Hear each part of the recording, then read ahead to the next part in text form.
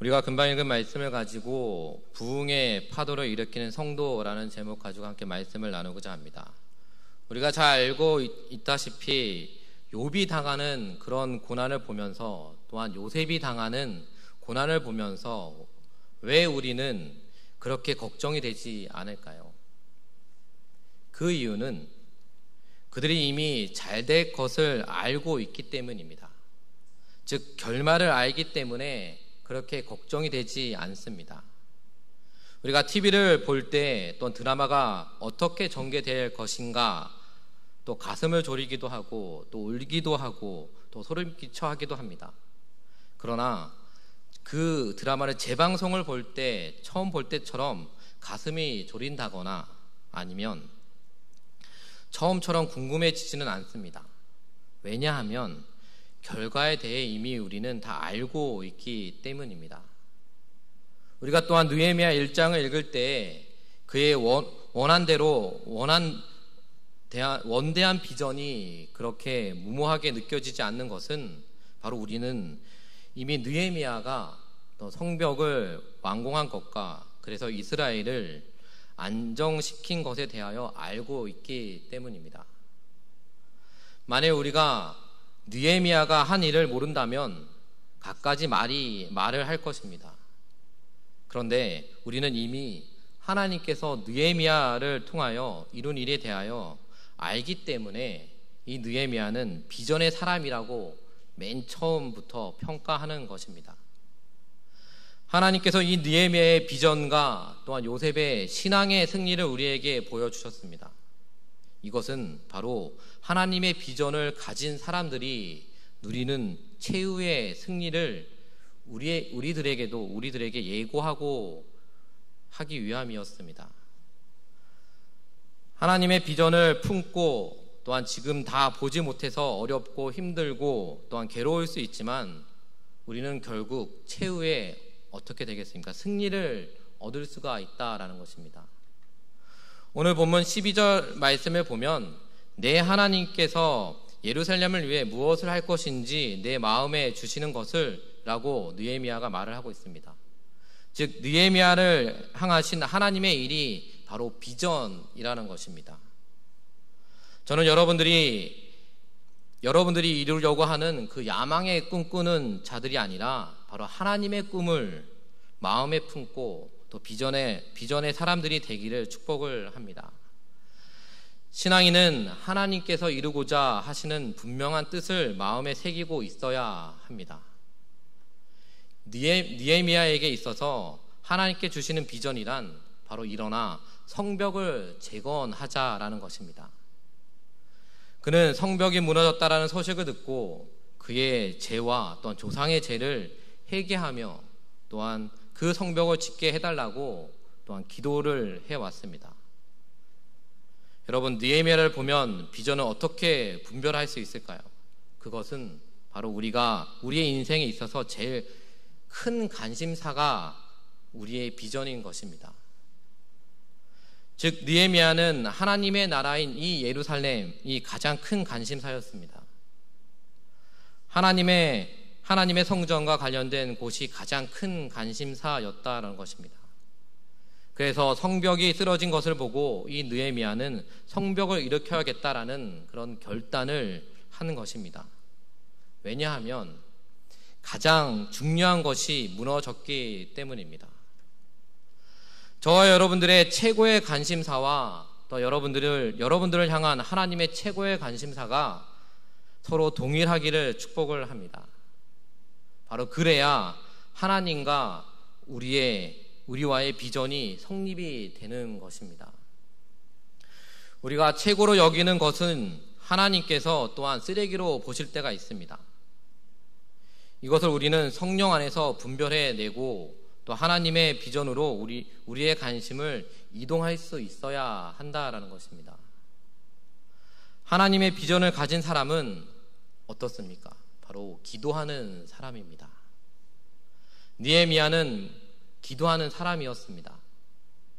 그의 간절한 기도가 응답되어서 왕의 마음을 얻게 되었고 이제 왕으로부터 또한 성벽을 건축할 수 있는 공식적인 문서를 받게 됩니다. 왕은 이 느헤미야를 보낼 때 혼자 보낸 것이 아니라 군대 장병과 가마병까지 함께 보냈습니다. 그런데 이 느헤미야는 그렇게까지 요구는 하지 않았습니다. 자신은 생각하지도 못한 일이었습니다. 우리가 하나님의 꿈을 가진 자에게는 그 기도에 대한 바로 응답도 풍성하다라는 것입니다. 시편 23편을 보면 내 잔이 넘치나이다 라고 하나님을 풍성함을 고백하고, 또 빌립보서 4장 19절에는 나의 하나님이 그리스도 예수 안에서 영광 가운데 그 풍성한 대로 너희의 모든 쓸 것을 채우시리라 라고 바울은 축복해 주었습니다.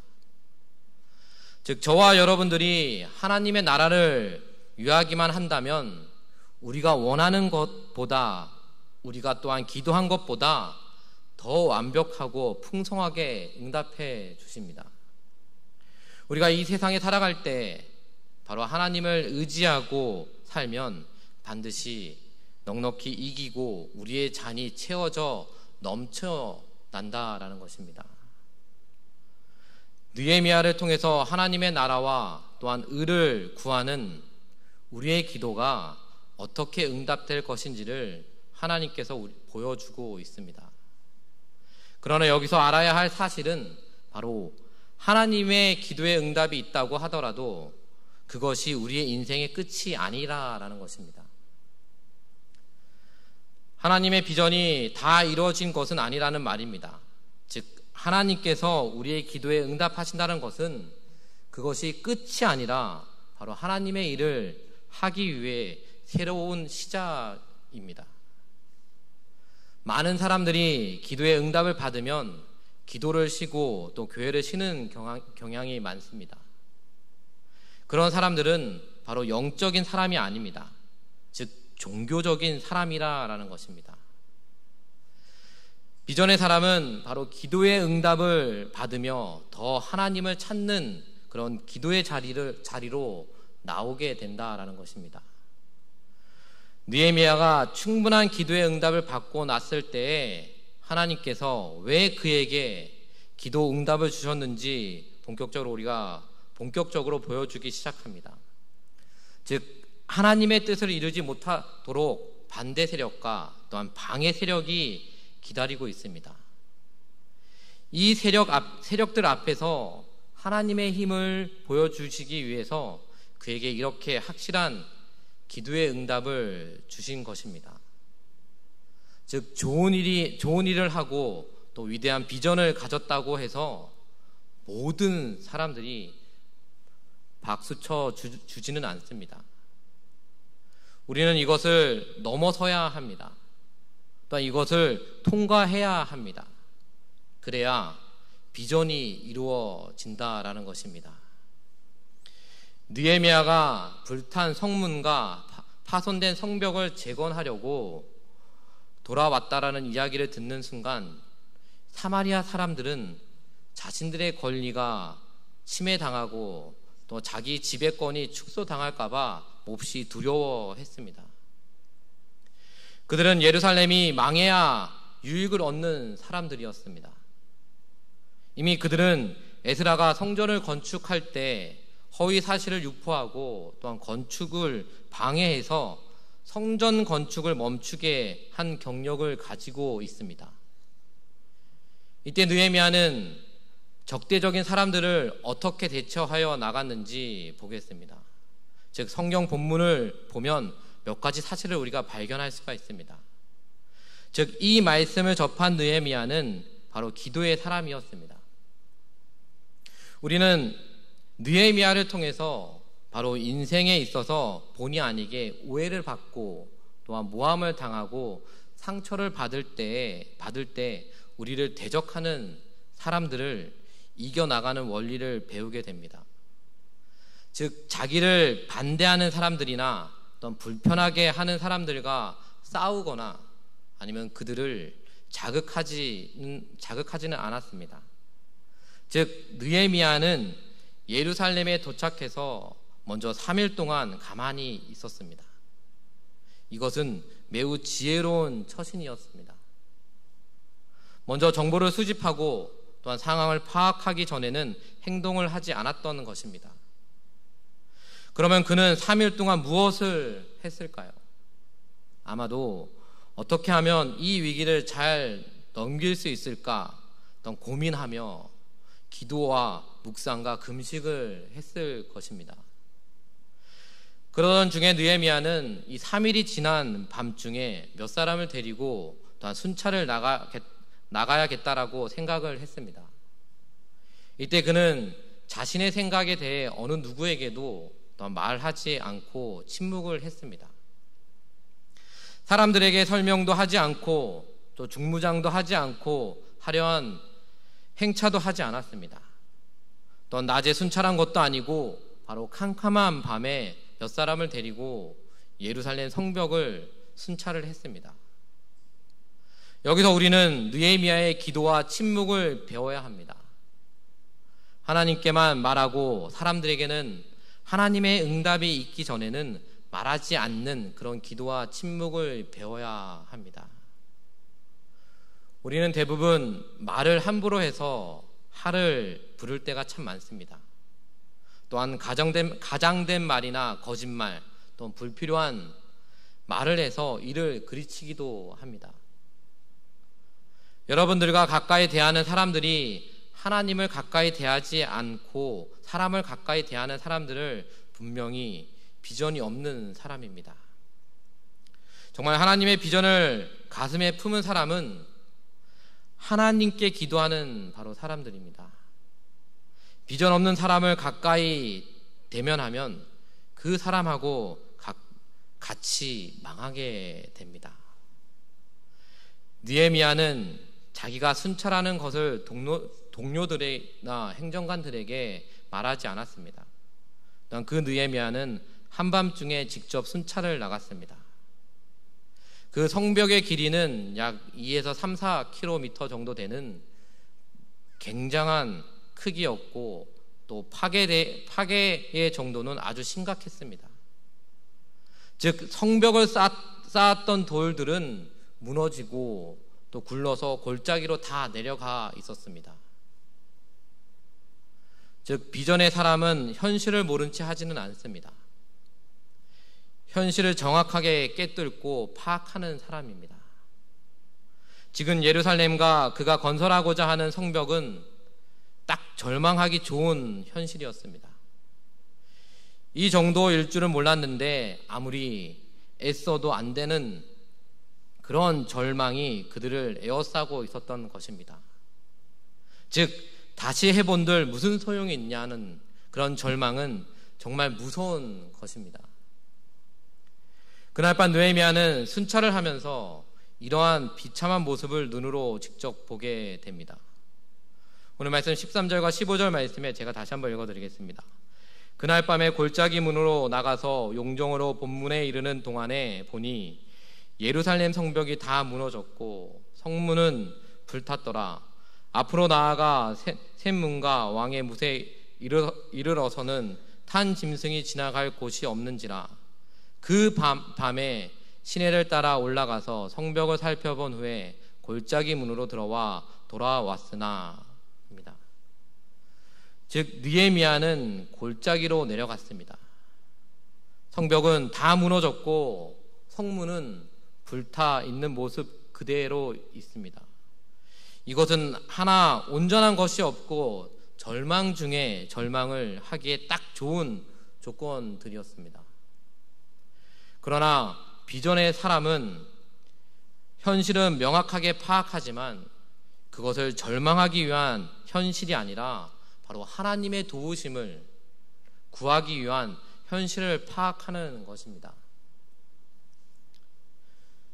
성도 여러분, 하나님의 일을 마음에 품은 사람은 기도가 구체적입니다.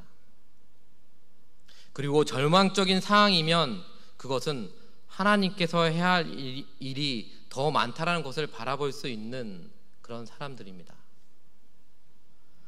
사도 바울이 말했던 것처럼 약할 때 그때 내가 곧 강함이라.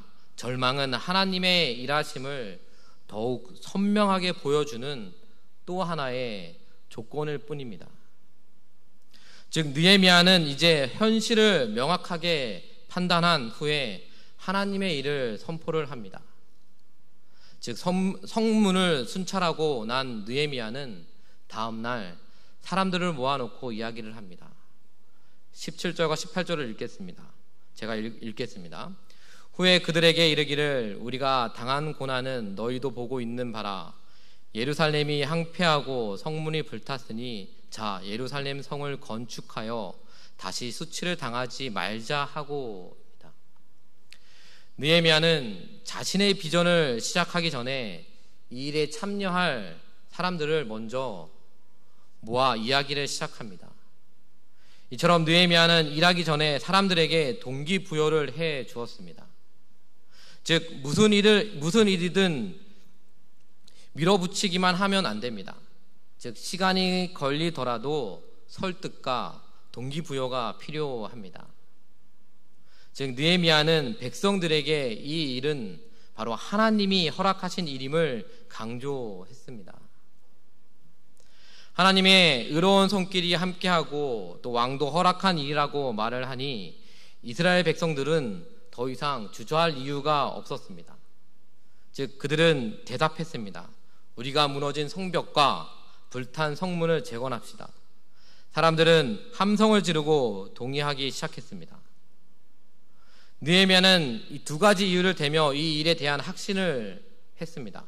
그 첫째는 이 일은 바로 하나님의 일이요 나의 일이 아니다라는 것입니다.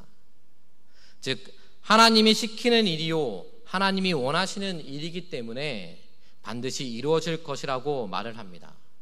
또 두 번째 이유는 이 일은 바로 하나님의 종인 우리의 의무와 우리의 비전이기 때문이라고 말을 합니다. 즉 하나님도 하기를 원하시고 자신도 하기를 원하기 때문이었습니다. 따라서 이제는 뒤돌아설 수도 없으며 아무리 반대하는 사람들이 있다고 해도 자신은 이 일을 이루고 말 것이라고 다짐을 합니다. 그러면서 마지막에 이렇게 말을 합니다. 오직 너희에게는 예루살렘에서 아무 기업도 없고 권리도 없고 기억되는 바도 없다라고 말을 합니다. 이 말은 반대하는 바가 주 목적이기에 상금도 없고 목도 없고 권리도 없고 또한 역사적인 명분도 없다라는 의미입니다. 즉 이미 게임은 끝난 것이었습니다. 사랑하는 성도 여러분, 하나님의 비전을 품은 우리 인생에 앞으로 많은 고난이 있겠지만 그 모든 게임은 끝났습니다. 우리는 반드시 하나님 나라를 위해 또 하나님의 도구를 쓰임 받을 것입니다. 그리고 그 일이 이루어질 것이며 하나님께 영광을 받으시는 그날까지 우리는 끊임없이 하나님 앞에 기도하며 나아가야 한다라는 것입니다.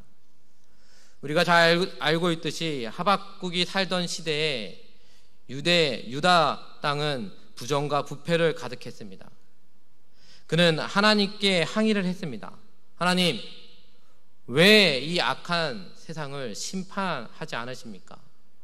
왜 악인들이 득세를 합니까?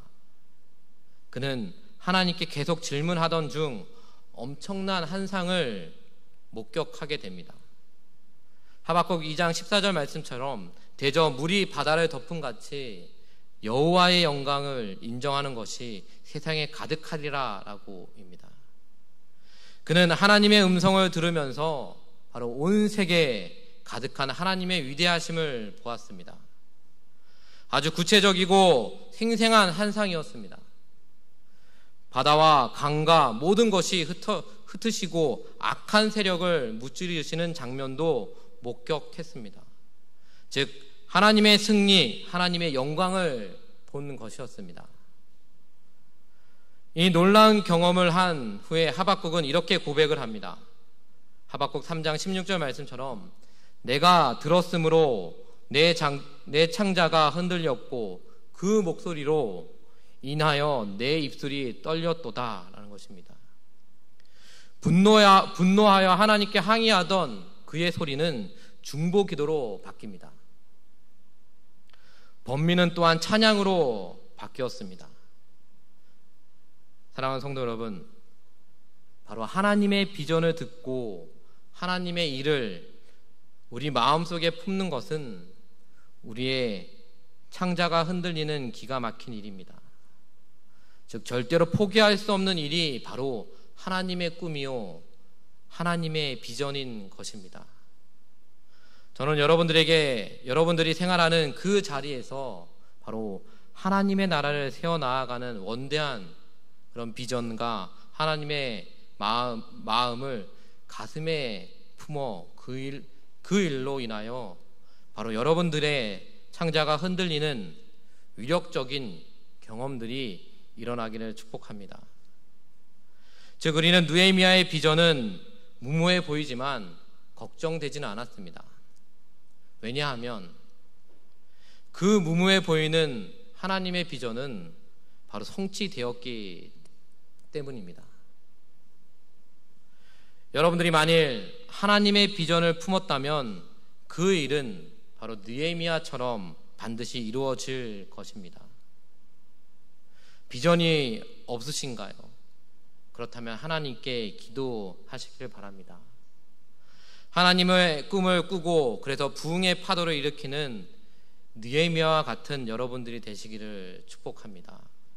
그러기 위해서는 우리는 비전, 즉 꿈을 가지고 있어야 됩니다. 그 꿈이 세상적인 꿈이 아니라 하나님이 느헤미야에게 주셨던 그 비전처럼 하나님이 주시는 비전을 가지고 나아가야 한다는 것입니다.